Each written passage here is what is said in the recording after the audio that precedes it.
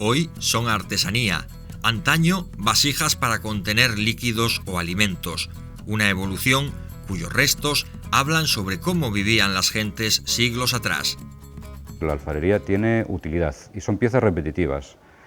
No estuvieron sujetas durante todos sus años a modas o a demandas costumbristas ni a ningún otro tipo de acontecimiento social. Eran piezas utilitarias, cumplían una utilidad y punto. Y eso se transmitió de generación en generación, como ocurrió con la alfarería de Miranda.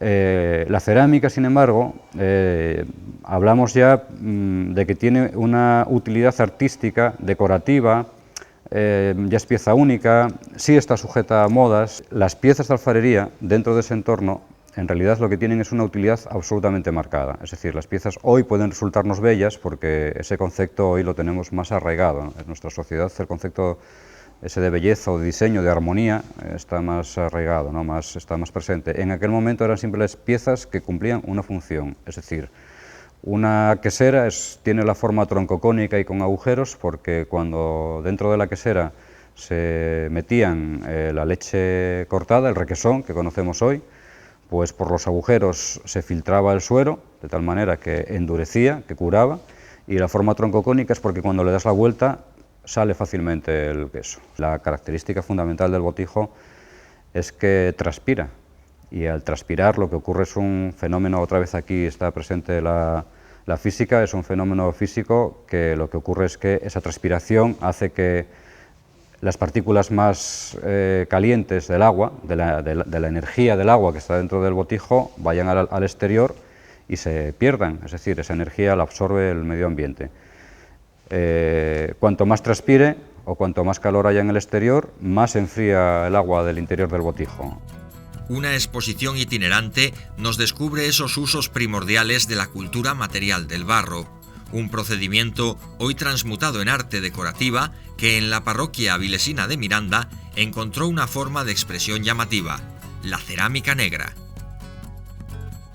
Hemos analizado miles de fragmentos de distintas excavaciones arqueológicas realizadas en el casco antiguo de Avilés, en colaboración con los diferentes arqueólogos, de tal modo que el análisis concluyente de esa investigación es que la alfarería de Miranda ya se fabricaba en el siglo XIII, en los siglos XIII y XIV. No quiere decir esto que anterior a esa época no hubiese alfarería. De hecho, hemos recuperado fragmentos también de la época fundacional de la ciudad de Avilés. Estamos hablando en este caso del siglo X-XI. Lo que ocurre es que esos fragmentos no dan la posibilidad de que se haga una pieza tipo y no, en fin, es una hipótesis que queda ahí abierta para posteriores investigaciones. Su desaparición a partir de 1910, cuando aparecen en la sociedad productos mejor elaborados en fábricas de loza, productos esmaltados, decorados, que agradan más al comprador, y productos que al final lo que hacen es dejar desbancada la alfarería popular. En la década de los 70 del siglo pasado se inició la recuperación de esta técnica secular. La creación del hueco útil de la vasija, más allá de la mística combinación de la tierra, el agua, el aire y el fuego, conlleva un proceso que la física mecánica y la química pueden explicar perfectamente. Todo empieza, sin embargo, a la manera del Génesis bíblico, con un trozo de barro. Pues la arcilla tiene que quedar a la intemperie durante un tiempo para que los efectos climatológicos hagan que la materia orgánica que tiene este material pues se descomponga, ¿no? Empodrece y se descompone.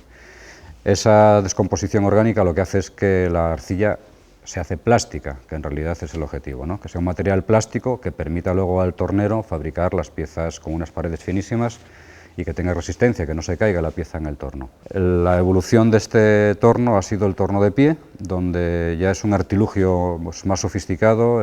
Es un torno de pie, se llama de pie porque se acciona con el pie, se transmite el giro de una rueda grande a otra más pequeña donde está colocada la arcilla y es donde se fabrica ya la vasija. El torno de pie permite hacer piezas más esbeltas, con las bases más estrechas, las paredes más finas. Digamos que es el paso sustancial en cuanto a la alfarería, en cuanto a la tecnología alfarera. La pieza, una vez torneada, tiene que secarse, tiene que perder dureza, tiene que perder la humedad que tiene y decorarse una vez que está seca, que es la decoración en la alfarería de Miranda es muy elemental. Es a base de líneas incisas o de bruñidos. El siguiente paso técnico, digamos, sería el paso por el horno de las piezas fabricadas. En este caso estamos hablando de hornos que tienen su origen en el horno celta descubierto. Son hornos los que se utilizaron en Miranda de piedra, de 2 cámaras, es decir, tiene una cámara inferior u hogar, que es donde se introduce la leña. A continuación tiene una solera agujereada y en la parte superior, encima de la solera, es donde se colocan las piezas.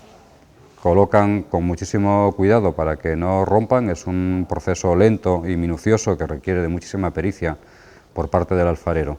Una vez colocadas todas las piezas, toda la hornada, lo último que ocurre es que se cubren con cascotes de otras piezas ya cocidas y rotas, y estos cascotes, la misión que tienen es hacer que las llamas que ascienden a través de las piezas reverberen, reboten en los cascotes para que quede retenido el calor en la parte superior del horno y esas piezas colocadas en esa parte cuezan también bien, ¿no? Hasta ahí, todo igual que en cualquier proceso alfarero del mundo, pero la fórmula que alumbra las piezas de Miranda tiene un ingrediente secreto que les presta su peculiar color. La alfarería de Miranda es negra, y es negra en este caso por un proceso químico que ocurre dentro del horno. La creencia popular es que es un barro que se pinta, aunque también hay gente que piensa que es un barro negro ya en origen, o en fin, cualquier suposición de este tipo, ¿no? Sin embargo, es un barro rojo, la pieza cuando entra en el horno es de color rojizo, el color beige que pueda tener el barro, y lo que ocurre es que una vez que hemos alcanzado la temperatura de cocción de la arcilla, alrededor de 1000 grados centígrados, en ese momento lo que hace el alfarero es introducir en el interior del horno un material que combustione mal. Vamos a pensar que metemos en esa caldera que está a 1000 grados de temperatura, donde están las piezas, pues serrín, por ejemplo. El serrín lo que haría sería provocar muchísimo humo. Una vez introducido un material que nos va a aportar humo, se cierra el horno, se sella el horno absolutamente. Y entonces lo que tenemos es una, vamos a decirlo de este modo, una cámara con muchísima energía en su interior y además con una atmósfera llena de humo. Y ahí es cuando se inicia un proceso químico, un proceso reductor. Y se llama reductor porque realmente lo que ocurre es que el humo lo que nos aporta son átomos de hidrógeno y de monóxido de carbono fundamentalmente y de carbono. Estos átomos se combinan perfectamente a través o por medio o por causa de la energía que hay dentro del horno, se combinan con los átomos de oxígeno que tiene la arcilla. Una vez que enfría el horno ha habido un cambio químico, es irreversible porque el horno está completamente cerrado, lo que supone que no va a entrar oxígeno, no va a entrar aire, y por lo tanto se garantiza de ese modo la atmósfera reductora, que el proceso químico ocurra íntegramente hasta que enfrían las piezas y ahí ya no hay peligro de que esas piezas vuelvan a ser rojas. Cuando el horno alcanza ya, después de ese proceso reductor, pues los 200 o 250 grados, ya se puede abrir, el alfarero saca las piezas y ya bueno, pues se encuentra con su hornada perfectamente cocida, piezas muy duras, porque el proceso reductor después de la cocción de los 1000 grados hace que las piezas sean incluso más duras, y a la vez pues que sean piezas negras, ¿no? El característico color negro de la alfarería de Miranda. Los usos de la alfarería dieron lugar a una diversidad de piezas de la que hoy día se conocen una veintena de tipos. Tras la investigación que hemos realizado, ahora mismo son 22 las piezas que componen la tipología de Miranda, es algo muy interesante. Y bueno, pues hemos recuperado, por ejemplo, un asador de castañas, hemos encontrado 3 fragmentos considerables que nos ha permitido, a través del dibujo arqueológico, reproducir esta pieza.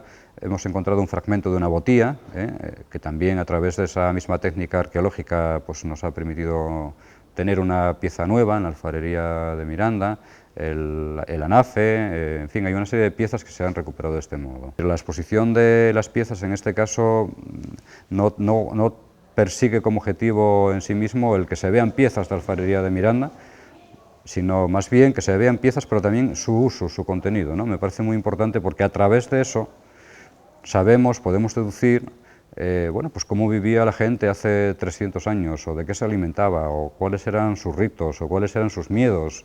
Es decir, cómo era la gente pues, desde los siglos XIII, XIV hasta la actualidad. Oficio noble y bizarro, entre todos el primero, porque en la industria del barro, Dios fue el primer alfarero y el hombre el primer cacharro.